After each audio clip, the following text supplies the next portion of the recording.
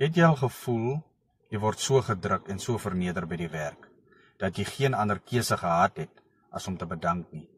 Dit kan in die reg bekend staan as konstruktiewe ontslag, en dit gebeur meer in Suid-Afrika as wat jy dink. By Labour & SA maak ons arbeidsreg eenvoudig, prakties en bekostigbaar. Vandag verduidelik ek wat konstruktiewe ontslag beteken en hoe jy jouself kan beskerm as jy dit beleef. Volgens die arbeidsverhoudinge wet is konstruktiewe ontslag wanneer 'n werknemer bedank omdat die werkgewer die werksomstandighede so ondraaglik gemaak het dat jy nie kan aanhou werk nie. Maar dis belangrik om te verstaan. Jy kan nie net sê ek was ongelukkig by die werk nie.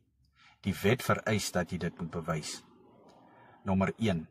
Jou werksomgewing was deur jou werkgewer se optrede onhoudbaar gemaak. Nommer 2.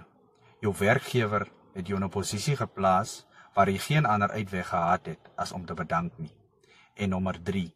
Jy het probeer om die saak intern op te los, maar niks het verander nie. Voorbeelde sluit in konstante teistering, victimisasie, onregverdige teikening, of dat jy so uitgeskuif word dat jou werk onmoontlik raak. En onthou, die bewyslas lê by jou as werknemer. Daarom is voorbereiding alles.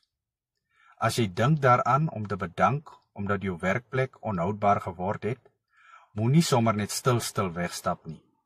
Ken jou regte, dokumenteer alles en kry ons aan jou sy om jou saak sterk op te bou.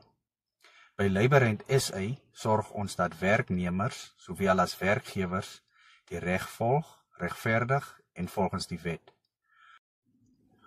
WhatsApp of kontak ons by 076-401-6834, want niemand moet ooit onwettig uit hul werkplek gedwing word nie. Labour & SA, arbeidsreg eenvoudig, bekostigbaar en aan jou kant.